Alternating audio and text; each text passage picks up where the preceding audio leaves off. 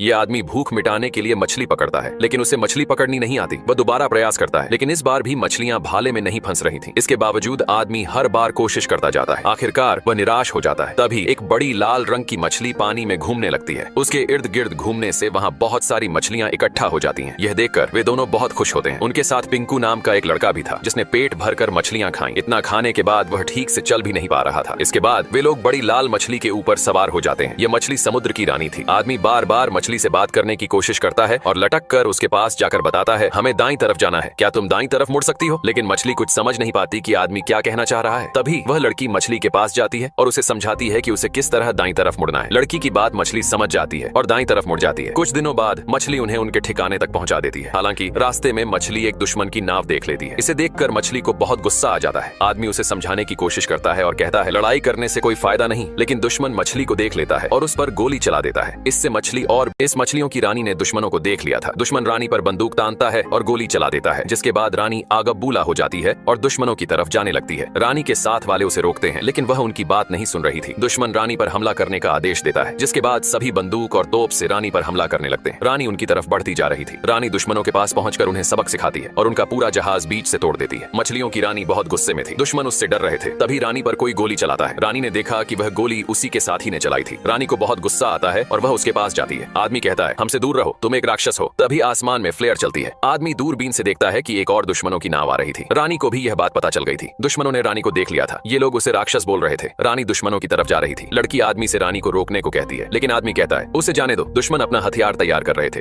रानी उनके पास पहुंच चुकी थी। ये लोग एक सही समय का इंतजार कर रहे थे। तभी रानी पानी के नीचे से उनकी तरफ जाने लगती है। दुश्मन रानी की तरफ एक भाला छोड़ता है, जिससे भाला रानी को लग जाता है। रानी पानी में गिर जाती है। समुद्र की रानी मछलियों की रक्षा करती थी। वह किसी को मछलियां पकड़ने नहीं देती थी, लेकिन अब वह मरी हुई। शिकारियों ने समुद्र की रानी को झर वाले भाले से मार गिराया था। शिकारी रानी के पास जाता है और कहता है, हिलने की कोशिश भी मत करना, जितना हिलोगी जहर उतना फैलेगा। भलाई इसी में है कि शांत रहो। सभी लोग उस धंसे हुए भाले को निकाल देते हैं और रस्सी से रानी को बांधने लगते हैं। समुद्र की रानी इतनी बड़ी थी कि इंसान उसके सामने चींटी के समान था। शिकारी रानी को अपने साथ लेकर जा रहे थे। अगली सुबह वे अपने महल के पास पहुंच चुके थे, लेकिन रानी की दोस्त उसे बचाने के लिए उसके पास जा रही थी। वह रस्सी को काटने लगती है। रानी को महल के अंदर लाया जाता है, जिसे देखकर यहाँ के सभी लोग बहुत खुशी मनाते हैं, क्योंकि वे रानी को राक्षस समझते थे। महल की महारानी भी बहुत प्रसन्न होती है और कहती है, तुमने एक बहादुरी वाला काम किया है जो तारीफ के काबिल है। शिकारी कहता है, महारानी, आप ही ने मुझे डरपोक और बुजदिल शिकारी कहा था, शायद आप भूल चुकी हैं। शिकारी को खुद पर घमंड था। वह समुद्र की रानी के पास जाकर कहता है, तुम्हारा यह राज्य और दौलत मेरे सामने सब फीका है। महारानी को यह सुनकर बहुत बुरा लगता है। इसी बीच लड़की अभी भी रस्सी को काट रही थी। शिकारी रानी को मारने जा रहा था। तभी लड़की के पास शिकारी की साथी आती है और कहती है, शायद हमने समुद्र की रानी को पकड़कर गलती कर दी है। फिर वह अपनी तलवार से रस्सी काट देती है। रानी को होश आ चुका था।